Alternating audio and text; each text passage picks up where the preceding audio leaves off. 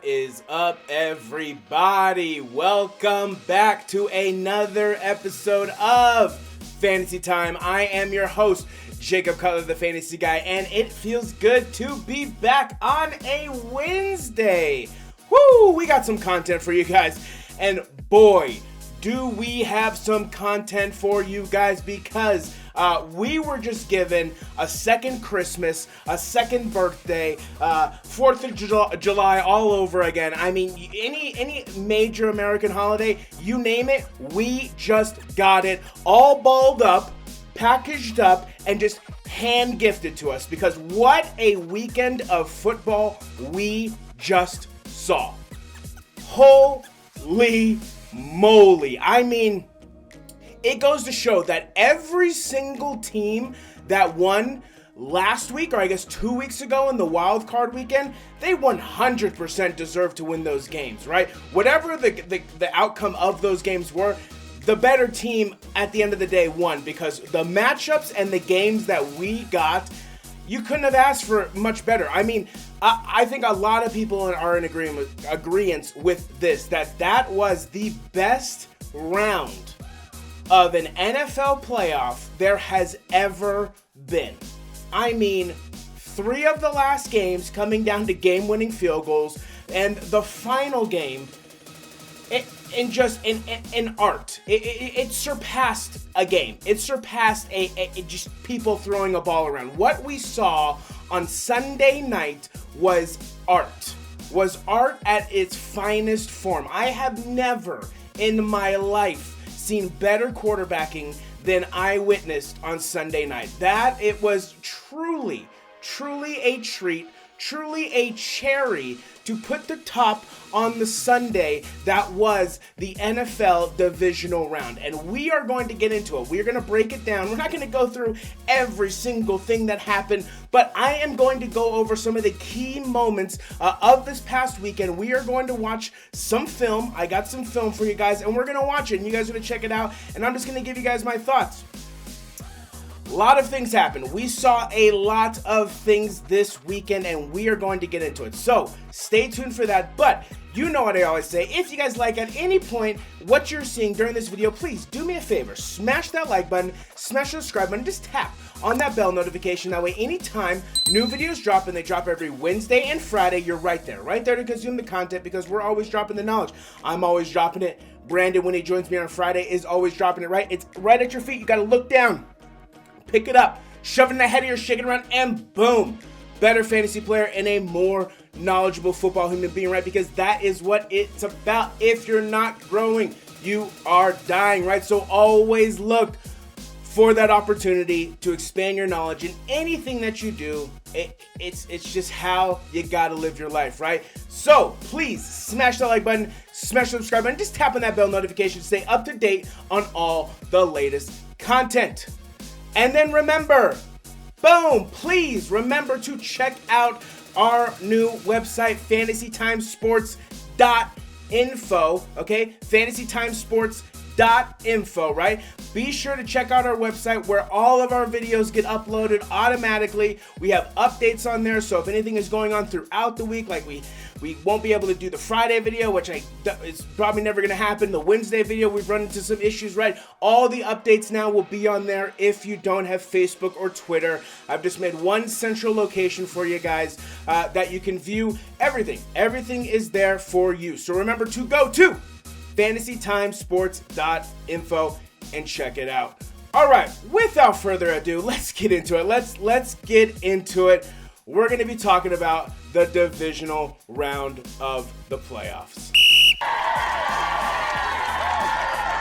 Alrighty, starting us off was an absolute thriller. You have the number 4 seeded Cincinnati Bengals, who look to go on the road and win a playoff game for the first time, and then also return to the AFC Championship for the first time since 1988. On the flip side, you have them taking on the number 1 seeded Tennessee Titans that many argue was the worst number 1 seed in the history of number 1 seeds in the NFL. The argument could be made. I don't know if the Titans were the worst number 1 seed in the NFL history, but we are going to get to someone who is definitely the worst player on the team. So we're going to get into that. But you have them taking on the Tennessee Titans, who look to get back to the AFC Championship for the first time since 2019 when they lost to the Kansas City Chiefs, right? So let's get into it. And I mean, how can you not start off this game by basically showing you the reason for the Titans' demise, right? You have Ryan Tannehill, right? Ryan Tannehill is like I said, someone is the worst player on the team. Ryan Tannehill is the worst player on the Tennessee Titans. I mean, the absolute worst player on the team. The first play of the game, you throw a pick. Right? The first play of the game. Then you throw a pick for a dude who's corner blitzing you and he's right in your face. Like, how do you not see him, right? Now, luckily, this is actually the turning point of the game because of that taunting penalty by Eli Apple, negating that return, basically, right? Setting up that 3-and-out, setting up that touchdown. But then you have right here, the final pick, the third pick of the game.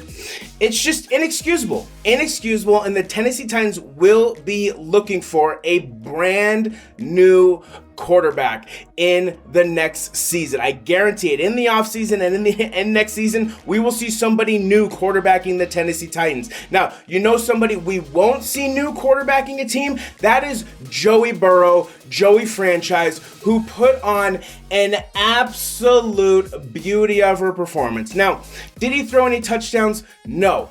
But did he help the team win? 100% yes. I mean, let's look at these stats, right? 28 for 37, 348 yards, no touchdowns like we said. He did have that one pick. Now, if you're watching the game, you know that pick was not his fault, right? He threw it right to Chris Evans. Chris Evans could not catch a cold in the middle of winter, and it bops off his hands, and Malik Hooker makes a spectacular interception play. So definitely not Joey's fault there, but I guess interceptions will always go to the quarterback. I think it's stupid if it touches the receiver's hands, but the rule is the rule. But I mean, the man absolutely balled out. And when time came, when push came to shove, right, and Ryan Tannehill gave him a chance, right, 20 seconds left, what does he do?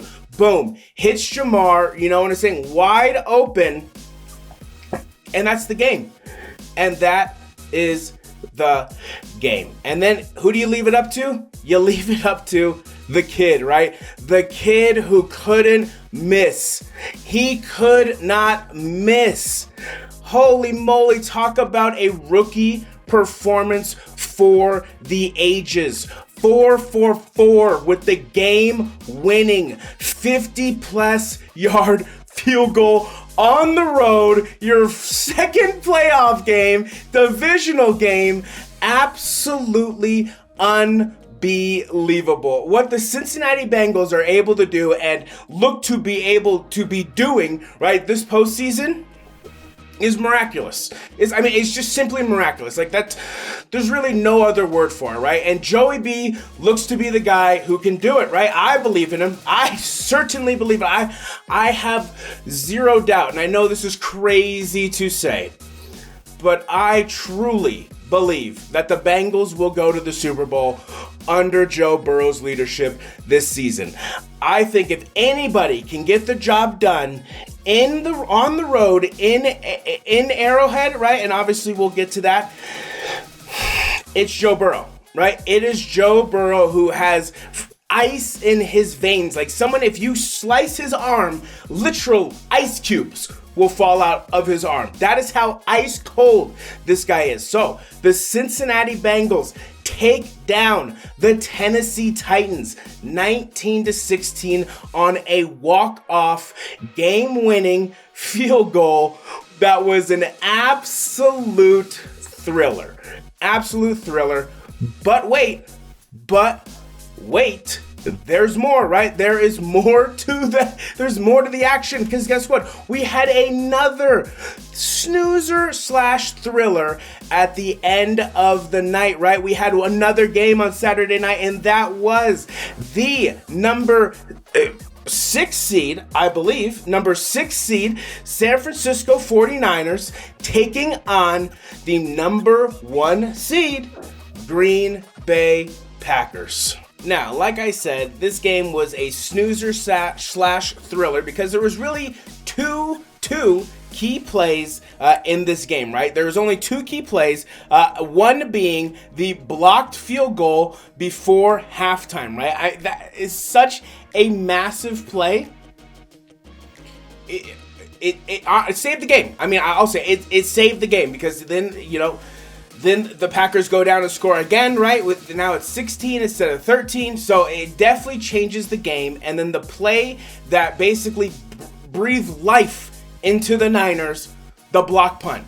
How unfortunate can you be if you're the Green Bay Packers? I mean, just honestly, how unfortunate can you be, right? And then you have, next to Jamar Chase, the best weapon in all of football, in my opinion, which is Deebo Samuel. I mean, Jamar Chase and Deebo Samuel, I would take over Devontae Adams and Cooper Kupp. I said it. Deebo Samuel, Jamar Chase over Devontae Adams and Cooper Kupp. And I stand by that. He gets him to the field goal range, and what does Robbie Gould do? Ice in his veins, ends it.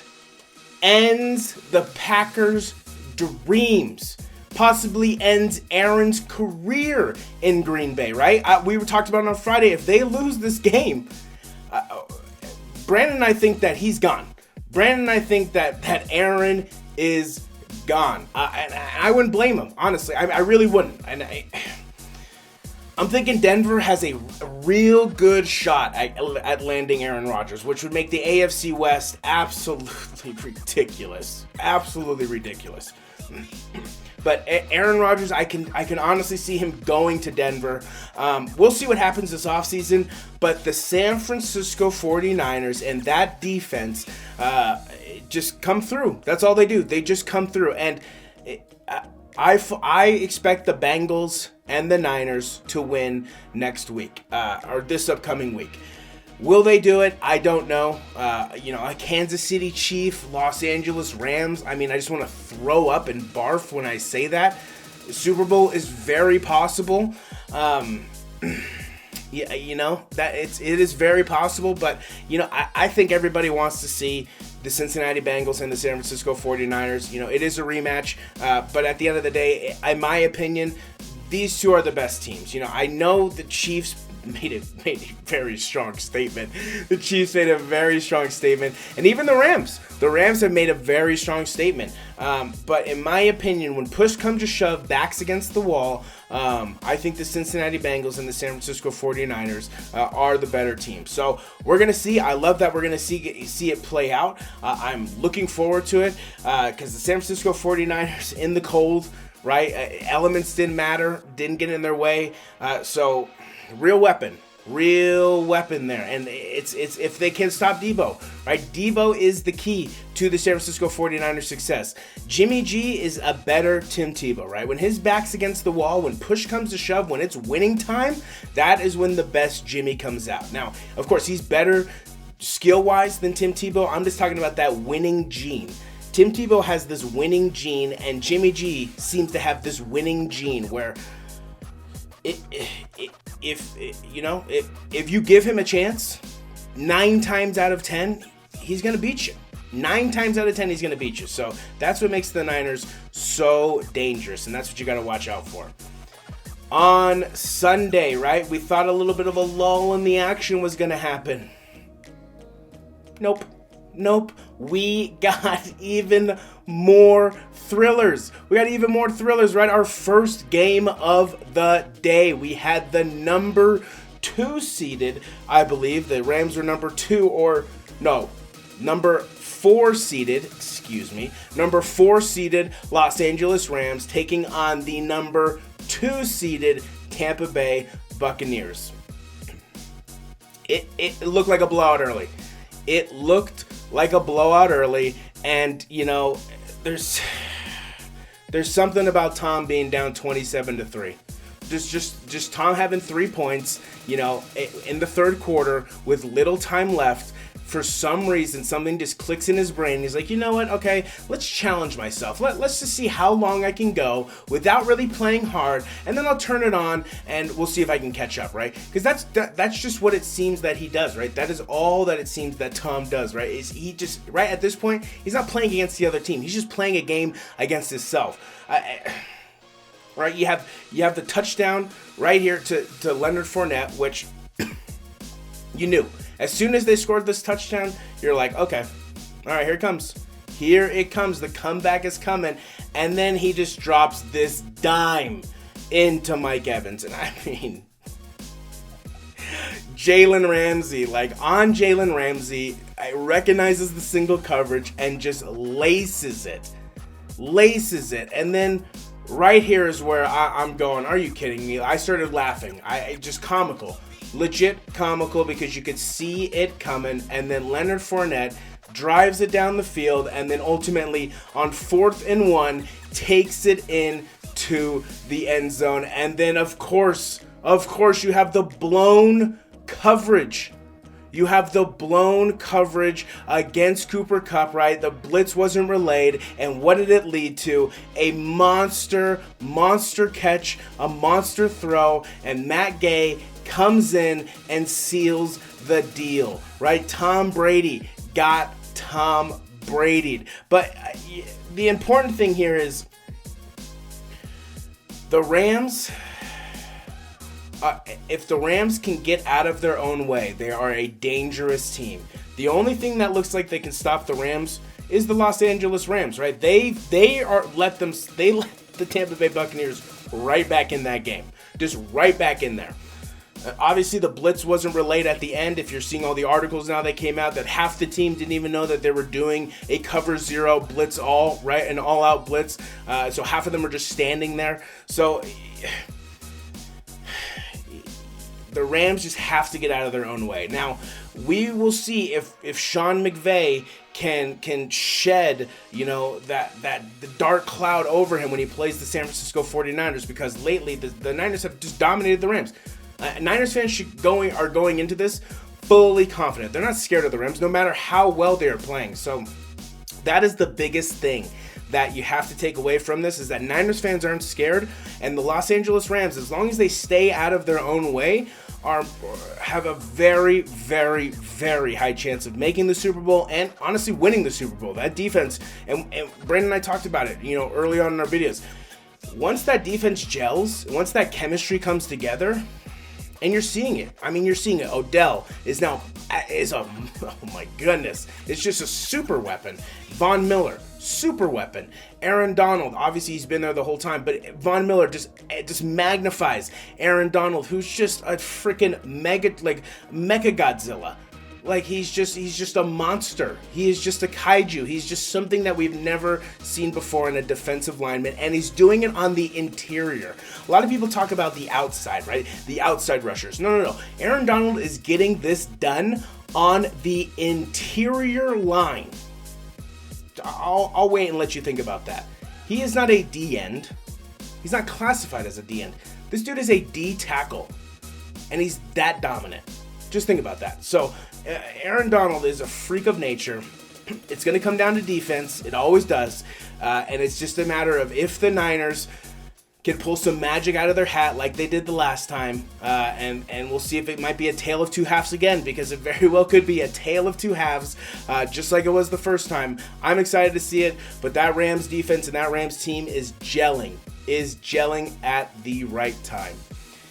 And then we come to one of the greatest football games you will ever watch in your entire life. And it was so good that people are in an uproar of changing the overtime rules because of how great that football game was. People just didn't want to stop watching it. That's the overall theme. It's not that they want to change the overtime rules.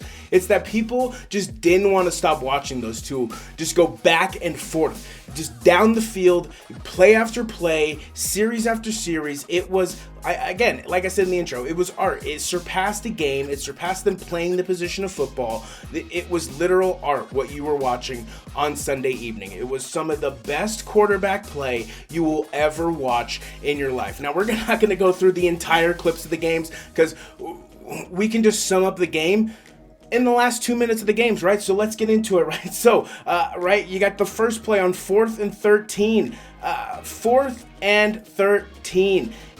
It's just, what more could you ask for? What more could you ask for in a quarterback? The maturity, the growth of Josh Allen. He's everything that you could want. And Buffalo is right there. Like, they're right there. It just, they never can pull it all together. As great as the offense was, the defense was atrocious. Right? You have Josh Allen, right? Under 2 minutes, right after the 2-minute warning, that 4th and 13 just laces it to a wide open Gabriel Davis, who had 4 touchdowns, by the way, 4 receiving touchdowns in the postseason.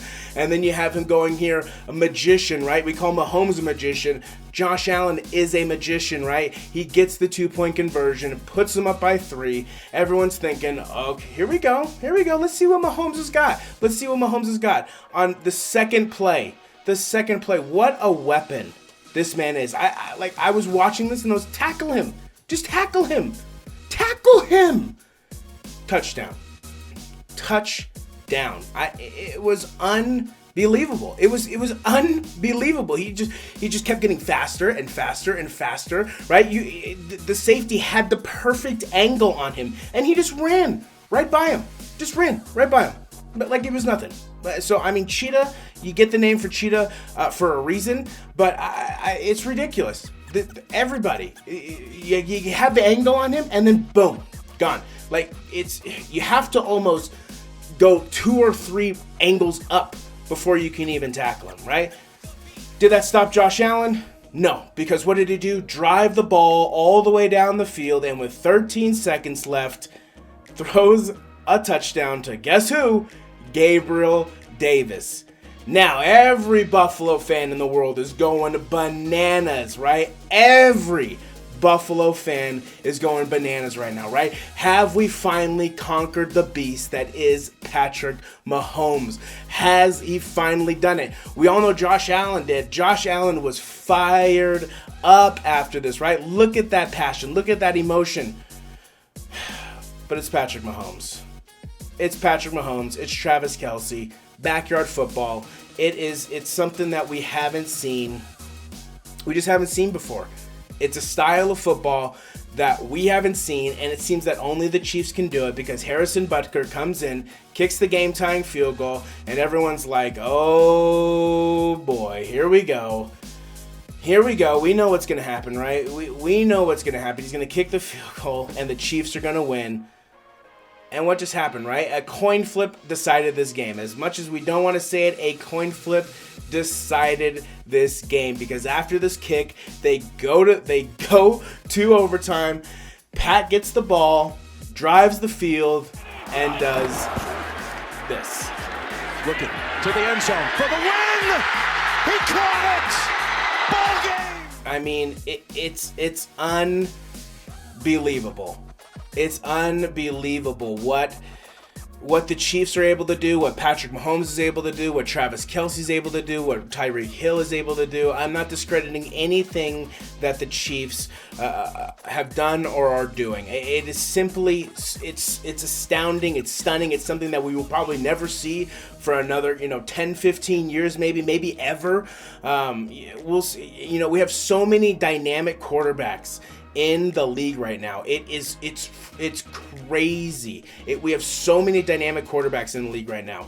Burrow, Allen, Mahomes, Herbert, right? You got some of these younger guys. Jalen Hurts seems to be somewhat of a stud, right? You got some of these younger quarterbacks. Justin Fields looks like to have the potential to turn to a stud. We'll see what happens to Trevor Lawrence in his second year. Joey Burrow took that leap. We'll see if Trevor Lawrence can take that leap, right? So there's a lot of young, talented quarterbacks right now that every football fan should be excited about. Every football fan should be excited about, and that's why I'm rooting for the Bengals and the Niners, because, you know, as much as you know, we've seen it, right? We're tired of the Chiefs. We're tired of seeing the Chiefs. We're tired of seeing the Rams. Let's see something interesting. Let's see something interesting, and the most interesting matchup to me is the Bengals and the Niners. That's the most interesting matchup to me. I've seen the Chiefs in the Super Bowl. I've seen the Rams in the Super Bowl. You know, we saw the Niners one time in the Super Bowl in since, what was that, 2012, I believe it was. So it's been a while. And the Bengals, right? The Bengals haven't been in the Super Bowl since I think they played the Niners. So we'll see what happens. There's a lot of things on the cards right now. There's a lot of things on the cards, but let's quickly talk about the matchups. So on Sunday, first up, we have our AFC Championship, right? Our AFC Championship, and that is going to be the Cincinnati Bengals going over, not that far of a trip, right, to Arrowhead, right? Missouri. I was going to say St. Louis. Kansas City, right? They're going to Kansas City, Missouri, right? To Arrowhead.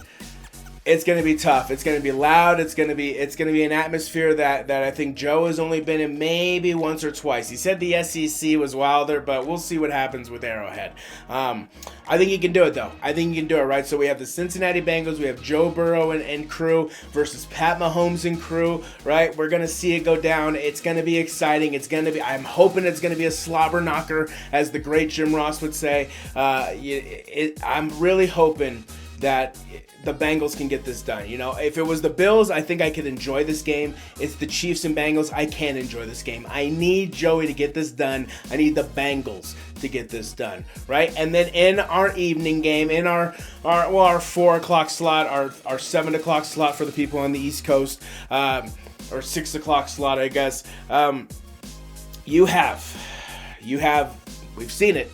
We've seen it. This is going to be number 3, right? You have Jimmy G and the San Francisco 49ers, right? Traveling, again, small trip, down to LA, right? Down to frickin' San Francisco HQ 2.0, right? I expect the Niners fans to bleed out that place. I expect to see red all over the TV, because we all know Los Angeles fans are all fair weather. So they only come out during playoff times. There's no real Los Angeles fans, right? So we got the San Francisco 49ers traveling down to Los Angeles to take on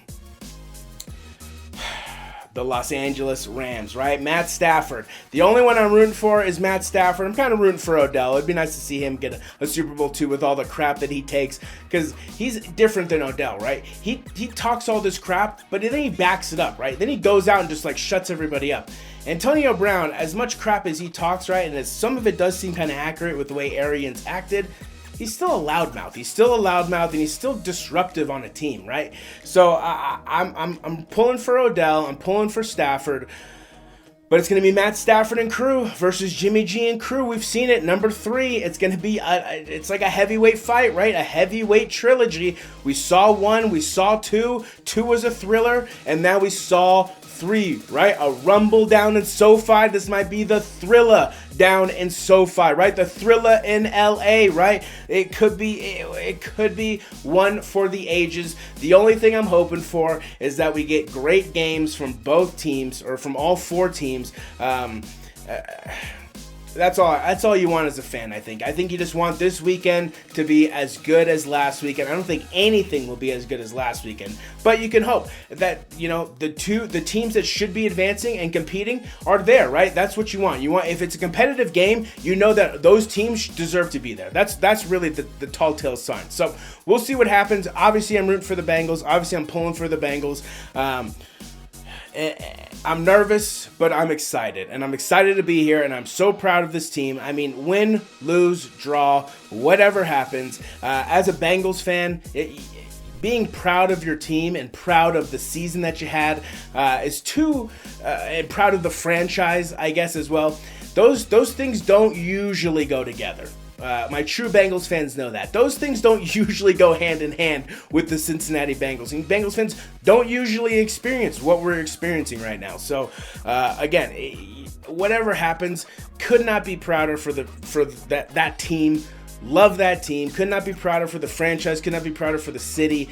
Everything that has to do with the Cincinnati Bengals. As a Bengals fan, you have to love what's going on. So, I saw a tweet that Bengals are America's team right now, and that very well could be. I mean, how could you root against this team? They have everything that you want. A confident, not overly cocky leader, a fantastic, amazing young receiver, and just a team that just has heart. That's what it is. The team has a ton of heart. So I'm excited to see it. We got the Cincinnati Bengals, Kansas City Chiefs. We got the San Francisco 49ers and the Los Angeles Rams, right? We're going to be here to break it all down for you on Friday. Brandon and I, we're going to give you all of our predictions, all of our thoughts, all of our analysis, all of that good stuff. And we're going to see what happens.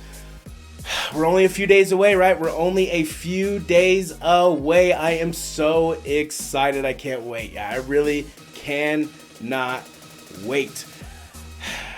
But that is going to do it for our divisional round, right? That's going to do it for our divisional round. I hope you guys have enjoyed. I hope you guys did enjoy the divisional round, because I certainly enjoyed the divisional round. But that is going to do it for our divisional round recap. And that will do it for this episode of Fantasy Time. I hope you guys enjoyed. And if you guys enjoyed anything that we talked about in this video, at any point, please smash that like button, smash the subscribe button, just tap on that bell notification. That way, anytime new videos drop, and they drop every Wednesday and Friday, you're right there to consume the content, because it's right at your feet. You just gotta look down, pick it up, shove it in the head of your chicken around, and boom, better fantasy player and a more knowledgeable football human being, right? Because that is what it's about. If you're not growing, you are dying. So always look for the opportunities to expand your knowledge in anything that you love to do or are passionate about, right? That's what we do here. We just want to give you the knowledge of sports that we love, right? Remember, boom, check out the website, fantasytimesports.info. Be sure to check it out. Everything that you could possibly want is there, right there for you, all in one place. Nice and easy to find. I promise you, I made it so super simple for you. It is beautiful. Love how it came out. If you want more Fantasy Time, though, please make sure to follow us on Twitter at Fantasy Time 2021. Follow us on Facebook at The Fantasy Guy 2021. And then follow us on YouTube at Fantasy Time 2021, where, again, each week we are dropping content for you, and we will be dropping content for you. The season is coming down, but the NFL season, what are you trying to say, Jake? This is what I'm trying to say. The NFL season is winding down. That doesn't mean that the content is not going to stop coming. I do have to kind of see where we're going to shift, but we are going to shift to the NBA, and I promise you, I got the content for you, right? Thank you so much for taking the time to watch this video. Thank you, as always, for investing your time in our videos, in our channel. Please be sure to share the video, right? Share this with somebody that you love, you care about, right? Expand your knowledge. See what other people have to say about the video and compare your thoughts, right? Nothing is better than human interaction, especially at this point. That'll do it for this episode of Fantasy Time. I am your host, Jacob Cutler, the Fantasy Guy, and until Friday, Jacob Cutler is out.